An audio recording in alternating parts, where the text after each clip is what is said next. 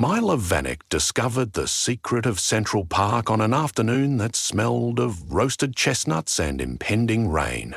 He was 24, 6 weeks into his first real job as a junior trader at Dorian and Cresswell Securities, and already nursing the bruises that come from watching older sharks swallow your ideas before you can finish your sentences. Lunch hour was his refuge. He would cross 6th Avenue, cut east of the Woolman Rink, and sit on the stone railing across from a troop of living statues. Tourists clustered there, tossing coins into battered guitar cases and snapping photos of the silver-painted mimes who held poses as unyielding as granite. Milo liked the stillness. It made him feel less shaken by the frantic clicking of keyboards and the chant of price feeds. That day, though, something felt off. The tourists' chatter was muted, as if they sensed they were intruding on a sacred rite. 2 statues, a gleaming copper-coated knight and a green-tinged lady draped like Liberty herself, stood over a marble-top table Milo had never noticed before. On it lay a chessboard, squares carved directly into the stone. The pieces were exquisite, classical, but impossibly large. Each rook came to Milo's knee, yet the statues, motionless as fountains, seemed proportionally correct beside them. As he watched, a watery clang of bells drifted in from the lake, and the knight's metal gauntleted hand shifted, almost imperceptibly. 1 square forward. Pawn to e5. Nobody gasped. Nobody even seemed to see it but him. Milo rubbed his eyes, convinced the movement was Manhattan head fog, exhaust, hunger, caffeine. But then the lady statue answered, sliding a pawn of her own. A fresh metallic scrape, like a letter opener across a desktop, raised gooseflesh on his arms. Milo's phone buzzed with a Bloomberg alert. European markets had closed mixed. Copper futures were up. He looked again at the copper-plated knight. Coincidence, he thought. Still, his trader's mind catalogued the anomaly. He returned every lunch hour that week. Each day, the statues played a single move apiece, always at precisely 1:13 p.m., just after the Central Park clock chimed the quarter hour.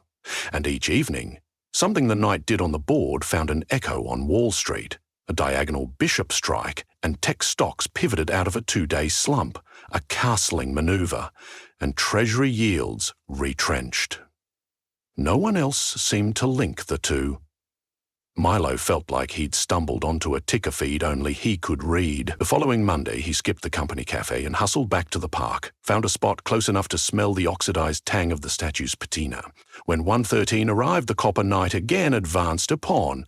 The lady statue hesitated, or seemed to. Milo felt an absurd urge to help her. Without thinking, he leaned forward and whispered, "C4. Flank him." The lady's head cocked. Milo's stomach plummeted. Then her marble fingers pinched the suggested pawn and slid it to c4. He expected applause or lightning. But the tourists were busy with selfies, a guitarist strumming Imagine down the path. Only Milo understood what he'd done.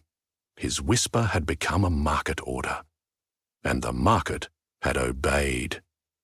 Back at the office, he bought aggressive push options in a copper ETF, remembering that offensive push by the night. The rollout of a mine strike in Chile later that afternoon sent copper surging. Milo closed the position for a 50% gain in 2 hours. His trading boss congratulated him with a terse nod, thinking Milo had sniffed out a supply chain rumor. Milo said nothing. Over the next month, he tested the phenomenon. Whisper to the statues, watch them comply, trade accordingly, and pocket the winning. A quick murmur of Queen to H5 go, long defense stocks. And the next morning, defense contractors announced a clutch of unexpected Pentagon contracts. He grew bolder. His brokerage statement fattened. His cubicle became a pilgrimage site for analysts seeking his instinct. Milo's only ally was Adi Mehta, an algorithmic trading intern with a talent for passing data feeds while eating chili pizza. Adi didn't blink when Milo explained the living statue chessboard. Quantum probability overlay in physical form, Adi offered. as if that settled it. We feed moves into a natural language engine, map them to sector ETFs, and front-run the macro flows. Milo liked the plural, we. He needed help disguising the money they were making. They routed trades through Belizean shell accounts, convinced that secrecy would keep the magic alive. Friday of the week before Thanksgiving, Milo pushed the envelope. The firm's partners wanted positioning ahead of a major Fed announcement. Rumours said Chairwoman Dalton would hint at tapering asset purchases, and markets were twitchy. Milo visited the statues just after dawn, the mists curling off the sheep meadow. No tourists, no buskers. Perfect. He approached the copper knight, whose metal eyes glowed faintly in the weak sun. Milo felt suddenly small, but greed as an anesthetic. "Knight takes bishop," he whispered, voice trembling. "And let the board fall. Make the market dump, 9:30 sharp." He pictured shorting the S&P, buying VIX calls, raking in tens of millions of dollars. The statue didn't move. Milo tried again, louder. "Knight takes bishop." Crash the board. A sound like metal fatigue croaked from the statue's throat. It turned its head, haired a centimetre, but enough that fog steamed off its shoulders. Milo stumbled back, heart fibrillating. Then the knight reached forward. In a savage chop, it removed the bishop. A flash of green sparks hissed where the bishop had stood. Milo should have run, but he'd gotten what he wanted. He sprinted to the subway, heart pumping, filling his phone with orders before he even hit the turnstile. By the time the bell rang on Wall Street, Dorian and Cresswell was net short $800 million worth of index futures. A young trader named Milo Vanek was unofficially running the desk. At 9:32, the market lurched south. Algorithms cascaded. The Dow coughed up 600 points in 10 minutes, while Milo and AD watched from the trading floor's mezzanine like Roman senators at a coliseum. Milo's P&L swelled. The partners whooped, slapped Milo's shoulders, promised him a seat at the annual retreat in St. Bart's. Then, just after 10, the sell-off stalled. Chairwoman Dalton started her speech early, and it wasn't hawkish. She explained that tapering would be slow and data-dependent. Markets reversed. What rallies giveth, short squeezes taketh away. The Dow snapped back upward, adding 800 points. Milo's positions cratered. "Why isn't it sticking?" Milo hissed. He stared at the Central Park chessboard livestream Artie had rigged from a drone. On screen, the copper knight stood over the bishop's carcass, but the lady statue had not moved. The board was frozen mid-attack, imbalance unresolved. Addy zoomed in. "Looks like the game's paused. Maybe your instruction violated some hidden protocol." "What protocol? Equal exchange?" Addy guessed. "You demanded too much. Didn't offer compensation." Milo's losses crossed 50 million. His mouth dried, brain fizzing with static. He sprinted from the building, leaving his computer unlocked, ignoring shouts behind him. He reached the park in 13 adrenaline-blurred minutes, lungs razored by cold. The chessboard area was deserted. The knight's sword arm was still extended over the bishop, locked in cruel tableau. Shadows pooled beneath the pieces like oil. Milo approached, pulse banging. "Finish the board," he demanded. "I order you." "You order us." The voice was bronze on granite, seatbelt metal across asphalt. The copper knight's helm shifted, exposing eyes that smoldered blue-white like arc welds. Who leads the markets but us?" The lady statue spoke too, her verdigris lips animating. "Each pawn a pension fund, each rook a sovereign wealth pot. We maintain balance." "I'm part of that balance," Milo said, throat shredding. "I pay commissions. I create liquidity." The knight laughed, a hollow clang. "You took without giving. Now pay." Milo's phone vibrated with margin calls. He ignored it. "How?" The lady's stone arm extended. "Blood, or breath, or years. Choose." Panic is a numbing agent. Milo chose breath. "Take whatever air you need. Just let the market fall again. 10 minutes. Close my position. So be it, said the knight. Milo suddenly felt a fist about his lungs. He inhaled and nothing came. Air slid away like a broken zipper. He gagged, staggered, fell to his knees. His vision spotted. Through the tunnelling dark he saw the knight complete the arc, ripping the bishop from the board. The lady statue advanced her queen, crashing through enemy ranks. Somewhere far away, trading screens spasmed red. Then Milo knew no more. He awoke on a park bench under revolving lights. EMTs hovered. A paramedic reported he'd suffered hyperventilation, fainting. Milo's lungs felt raw but functional. He'd tried to ask about the chessboard, but they thought him delirious. His phone was dead. When he borrowed another handset, the trading floor chaos lit the news wires. The market had closed limit down after a second violent plunge. Dorian and Cresswell's short book settled deep in the money after all. Milo was a conquering hero.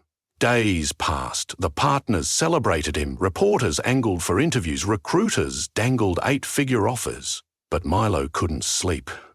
At night, copper hoofbeats clopped the hallway outside his apartment. Verdigrease fingerprints appeared on his shower door. Every exhale spun frost.